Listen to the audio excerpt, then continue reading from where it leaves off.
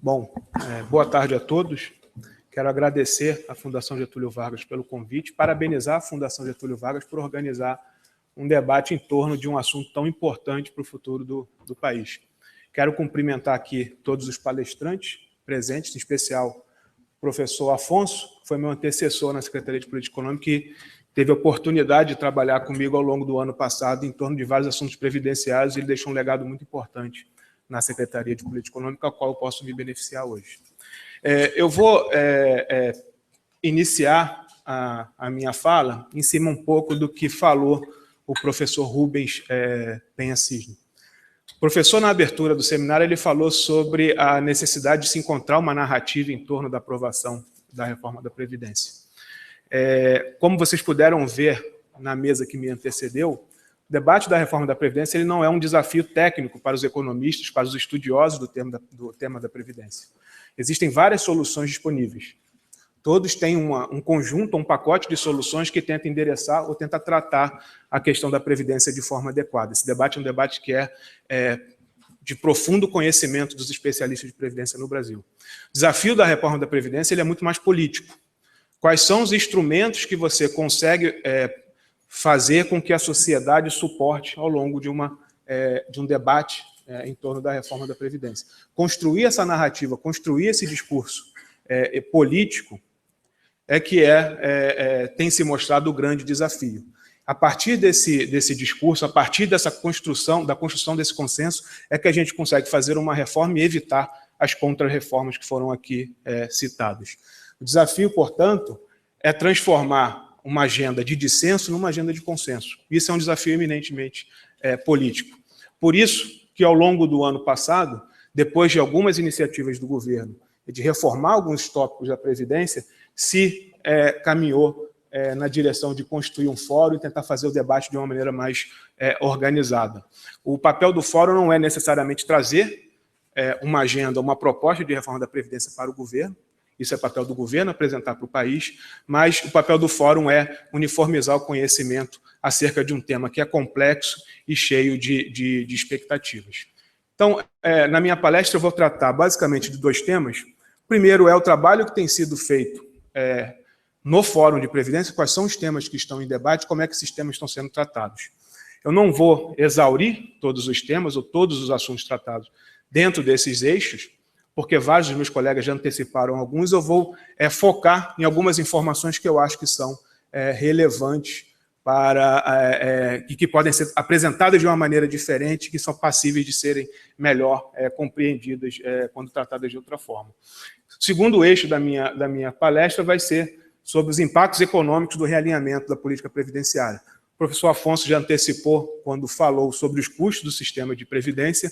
Eu vou me ater aos benefícios de uma mudança da política previdenciária. É um tópico que está sendo analisado, está sendo estudado pela Secretaria de Política Econômica, e eu vou apresentar aqui alguns resultados preliminares. Bom, o debate em torno da reforma da Previdência está sendo tratado por meio de 7 eixos. O primeiro eixo trata da questão demográfica, a necessidade de se aumentar a idade média de aposentadoria no Brasil. Esse assunto já foi tratado. Segundo tema, financiamento da Previdência Social. Esse é o tema que está em debate agora, ainda não foi concluído. Terceiro eixo, a diferença de regra entre homens e mulheres. O quarto eixo, questão das pensões por morte. Aqui eu gostaria de fazer um parênteses. O governo encaminhou, no final de 2014, uma proposta de revisão de pensão por morte no Brasil. E essa proposta, ela atacava, de certa forma, a maioria dos grandes temas de política de pensão por morte. Teve um que ficou de fora, que foi a mudança da regra de cálculo. Na verdade, a MP ela foi aprovada com um grande conjunto das propostas originais. O tema que ficou de fora foi a questão do cálculo de benefícios, que no curto prazo era o tema que dava maior impacto financeiro.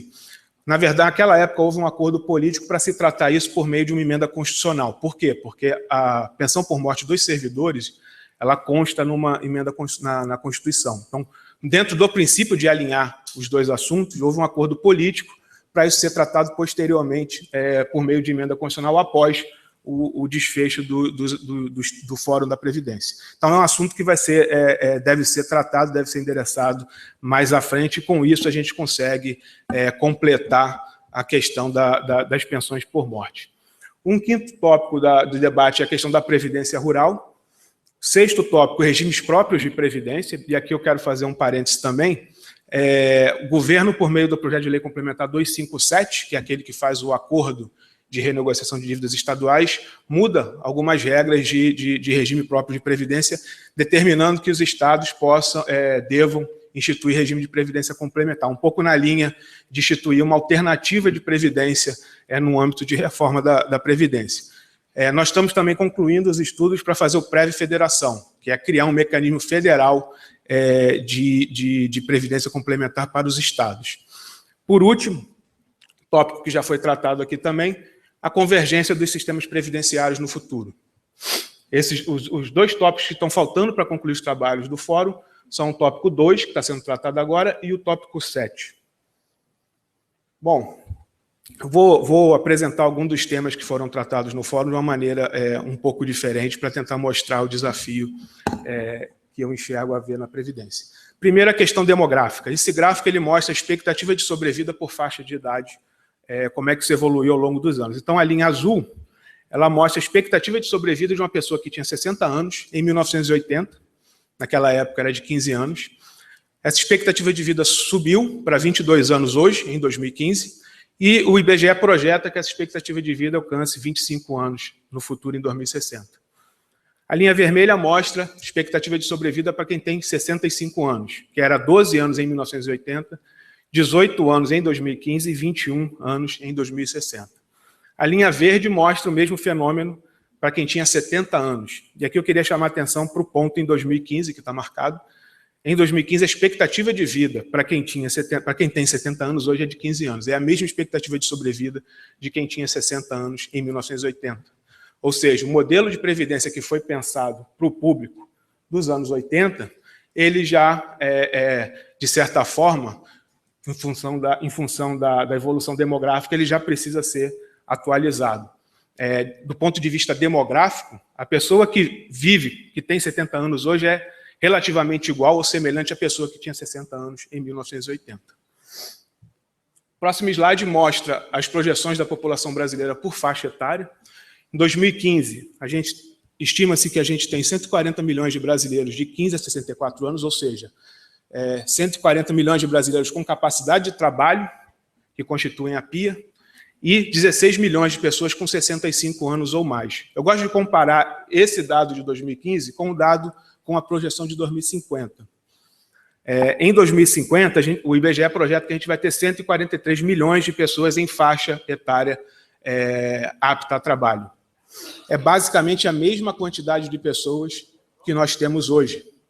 Mas a população idosa ela vai sair de 16 milhões para 51 milhões de pessoas. A razão de população idosa sobre adulta ela sai de 11% para 35%. O que isso significa na prática? Quando a gente olha a razão de dependência desses dois pontos no tempo, hoje a gente tem uma razão de dependência de 45%, em 2050 a gente vai ter uma razão de dependência de 58%. Isso dá um crescimento de 28%. Significa que esses 143 milhões de brasileiros em 2050 vão ter que produzir 28% a mais do que os brasileiros que estão hoje no mercado de trabalho. Ou seja, só a questão demográfica exige um incremento de produtividade no futuro de 28%. Quando eu apresento esse dado nos vários fóruns que eu tenho participado do debate da Previdência, as pessoas normalmente me perguntam, mas 28% em 35 anos é pouco, não é? Primeiro é que não é pouco. E o segundo é que esse não é o ponto. O ponto é que eu preciso crescer a produtividade de 28% para ficar onde eu estou. O que você espera de um país em desenvolvimento, com nível de renda per capita igual ao Brasil, é que as condições de vida da população melhorem ao longo do tempo. Então, o desafio de produtividade que está colocado em função da questão demográfica, ele é relevante e ele vai exigir um esforço muito grande nos próximos anos. Bom, e por que a gente tem que reavaliar a política previdenciária dentro desse contexto demográfico? O fato é muito simples, a estrutura de aposentadoria no Brasil hoje, ela leva a um conjunto muito grande de aposentadorias precoces. As pessoas no Brasil se aposentam muito cedo. A idade média de aposentadoria em 2015 foi de 58 anos. Quando você decompõe isso entre as modalidades de aposentadoria por tempo de contribuição, por exemplo, tem uma média de 54 anos de idade. Isso é muito baixo quando você compara com a experiência internacional. Esse gráfico mostra a posição do Brasil de aposentadoria por idade média para homens em relação ao CDE. Países que passaram pelo bônus demográfico e atravessaram o processo de envelhecimento hoje trabalham com uma idade média efetiva em torno de 65 anos. Então, aqui nós temos a Suécia com 66, a Suíça com 66, o Japão com 69. Então, é importante a gente encontrar mecanismos que aumentem a idade média de aposentadoria no Brasil. Dentro desse sistema de aposentadoria, a gente tem algumas diferenciações que merecem ser analisadas. A primeira delas, diferença de idade de aposentadoria entre homens e mulheres. Pela legislação, a diferença é de 5 anos. Quando a gente olha a idade média efetiva de aposentadoria e compara com outros países, a gente tem 3,1 anos no regime próprio de previdência, 3,2 anos no regime geral de previdência, no regime privado, e 3,7 para o regime geral na aposentadoria por idade. Os 3 diferenciais de idade no sistema brasileiro estão entre os maiores diferenciais de idade no mundo. É evidente que, quando esse sistema foi pensado nos anos 80, você tinha a questão da segmentação no mercado de trabalho, você tinha a questão da dupla jornada. É evidente também que a realidade dos anos 80 mudou bastante. Ainda que haja diferenças significativas de mercado de trabalho entre homens e mulheres, isso precisa ser reavaliado, isso precisa ser atualizado, e isso precisa ter uma visão prospectiva de como essa evolução vai andar no futuro para a política previdenciária já poder se atualizar hoje. Aqui só para mostrar o diferencial de rendimento entre homens e mulheres nos anos 90. Eu não gosto muito desse ponto, esse primeiro ponto aqui de 66%, porque se estava ali no plano real, você pode ter alguma distorção estatística. O ponto seguinte dá conta de 73% de diferencial de renda entre homens e mulheres. Isso foi crescendo para patamares próximos a 80%, acima de 80%, e a tendência continua sendo de crescimento. Ou seja, o que os dados mostram para a gente é que a diferença entre homens e mulheres no Brasil tem se reduzido sim. Isso tem que espelhar alguns ajustes na política de previdência. Um outro tema importante é a questão da previdência rural. Assim como homens e mulheres, a previdência rural ela tem uma diferenciação na regra de acesso de 5 anos em relação à previdência urbana. A questão da regra de acesso por idade, então, ela pode ser refletida ou analisada dentro das mesmas características, das mesmas questões da previdência, da diferenciação de gênero. Portanto, o modelo que justificava essa diferenciação e que foi criado nos anos 80, ele também precisa ser atualizado, porque a vida no campo mudou bastante ao longo dos últimos anos. Trabalhar no campo hoje é muito diferente de trabalhar no campo nos anos 80. O nível de formalização mudou, as rendas aumentaram, a vida no campo melhorou. Então, a noção de compensação previdenciária pela situação de domicílio, ela também tem que ser alterada. Mas eu vou me ater aqui a 2 questões que normalmente não são tratadas na discussão de previdência rural. Uma é a questão do modelo de contribuição, a outra é a questão mais específica de segurança jurídica do modelo. Esse gráfico mostra a evolução da arrecadação previdenciária no Brasil. Em 2015, alcançou-se um montante de 350 bilhões de reais. Desses 350 bilhões de reais, 7 bilhões foi a arrecadação previdenciária rural. 343 bilhões foi devido ao modelo, à previdência urbana. Portanto, a arrecadação rural ela corresponde a 2% da arrecadação total do regime geral. Tá? É preciso avançar em modelos que alavanquem a capacidade de arrecadação da previdência rural. Como é que isso funciona hoje? Normalmente é cobrado uma contribuição pelo faturamento das empresas rurais, das empresas do agronegócio.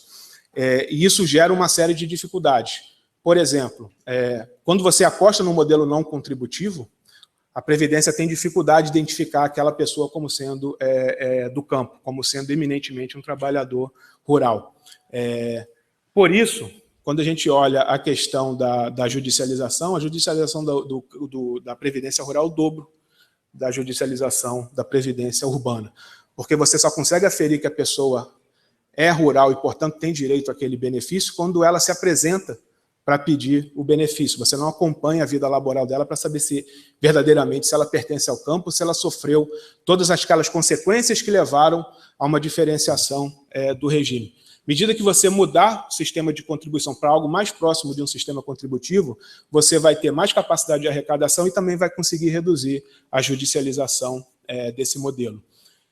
Hoje a gente tem um debate importante sobre a questão da redução ou do fim das diferenças entre a Previdência Rural e Urbana, independente do que qualquer um de nós ache sobre isso lá no futuro, é evidente que alguma regra de transição é necessária. Qualquer regra de transição para a Previdência Rural ela vai ter que tratar esses pontos também. Aqui, só para mostrar, esse dado mostra as projeções de caixa do regime geral de Previdência que está sendo publicado no Balanço Geral da União.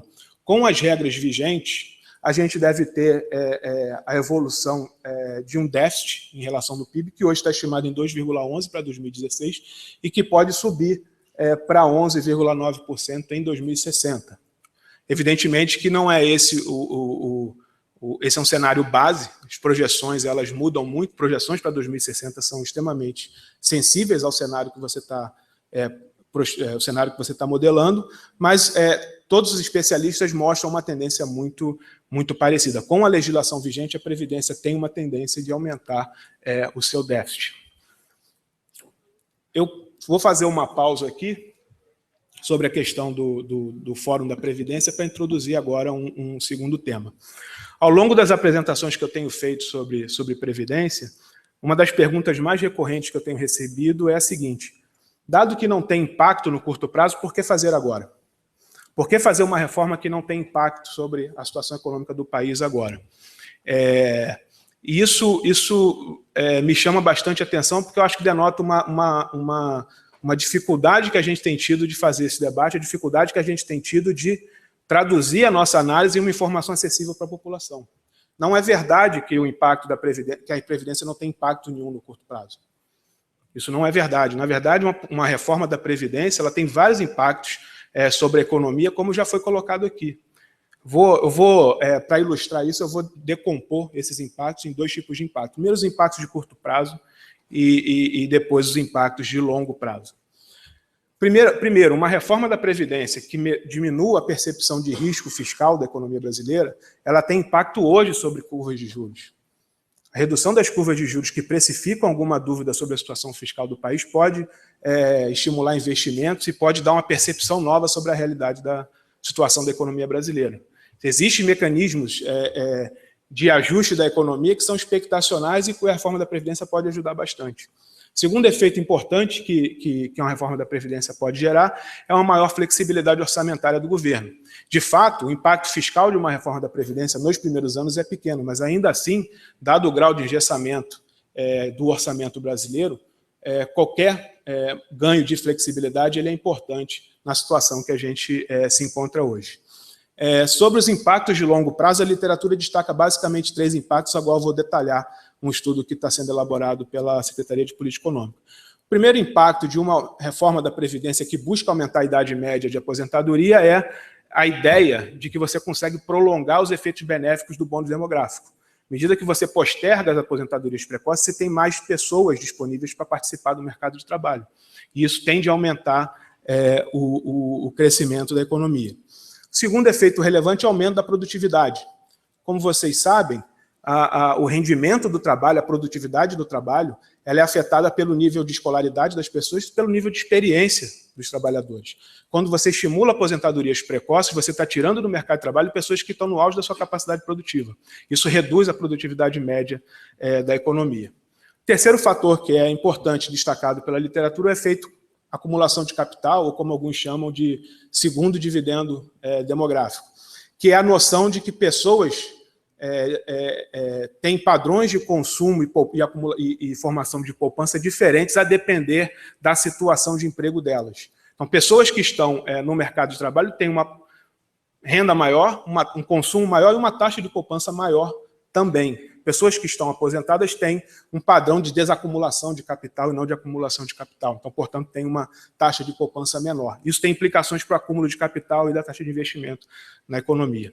Aqui, só para detalhar um resumo da experiência internacional, dos estudos que procuram estimar o efeito de reformas da Previdência, você tem alguns textos que estimam o efeito sobre a população ocupada, sobre o mercado de trabalho. Esses estudos dão conta de que o efeito sobre o PIB gira em torno de 0,3 a 0,7 ponto percentual do PIB, ou seja, o PIB cresceria 0,7 pontos percentuais a mais do que em relação ao cenário base.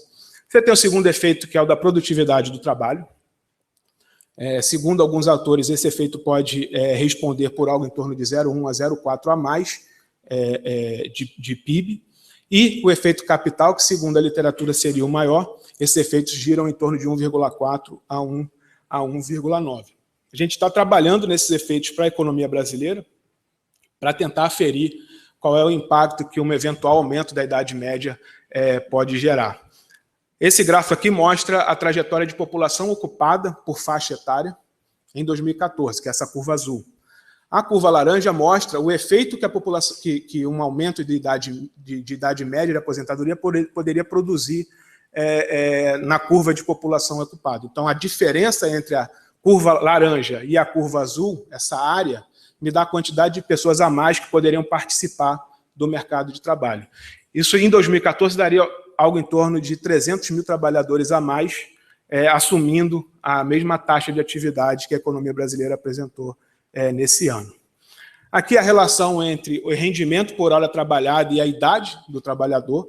Essa curva mostra que esse efeito ele é crescente. Trabalhadores mais experientes têm um rendimento maior, tá certo? Então você pode pegar esse efeito rendimento e aplicar sobre a população ocupada para ter uma ideia do efeito que esse fator tem sobre o crescimento econômico. E aqui, a partir dos dados da POF, a gente fez uma tabulação também mostrando padrão de poupança em função da situação de vínculo empregatício da pessoa. Pessoas que têm uma idade em torno de 50% a 59%, elas têm uma taxa de poupança de 19,2% se trabalhando. Se aposentar, a taxa de poupança é de 15%, a diferença é de 4,2 pontos percentuais. Na faixa etária de 60 a 69, essa taxa de poupança ela muda de 28 para 21, uma diferença de 7,7 pontos percentuais. Essa faixa etária de 70 anos ou mais ela não é significativa porque a POF não tem uma amostra boa para essa faixa etária, mas o fato é que os dados mostram que esse efeito poupança tende a ser relevante em função da situação de emprego do trabalhador. Tá? Assumindo esses três fatores, esses três exercícios que eu apresentei aqui para vocês, a gente estima que nos 10 primeiros anos o PIB poderia crescer 2,2 pontos percentuais a mais do que em relação ao cenário base. Fazendo uma análise crítica aqui desse exercício, eu diria que o fator trabalho pode estar um pouco superestimado, em função do que a literatura apresenta como fator trabalho, como efeito do fator trabalho, e levando em conta também que no Brasil, muitas pessoas aposentam cedo, é razoável também que a gente sabe, na verdade, melhor dizendo, que essas pessoas aposentam cedo e continuam trabalhando. Então, esse efeito pode ser diluído em função desse fato estilizado do mercado de trabalho brasileiro. Mas é fato também que a tendência é que esse fator seja maior do que divulgado pela experiência internacional, porque as nossas regras previdenciárias estimulam demais as aposentadorias precoces, tá certo? Portanto, eu acredito que a reforma da Previdência ela tem um impacto fiscal relevante, um impacto previdenciário importante, mas ela tem um impacto econômico extremamente relevante para a economia do Brasil. E ao longo dos debates eu tenho percebido que existe muita falta, a gente tem muita dificuldade de passar essa relevância para os nossos, para as pessoas com as quais a gente debate esse tipo de assunto. Eu acho que, acima de tudo, a função principalmente dos economistas aqui presentes, minha, é de dar a dimensão econômica correta das coisas. A reforma da Previdência ela é uma das principais reformas que o país tem para fazer, e nós estamos num momento importante para andar com isso para frente. Muito obrigado.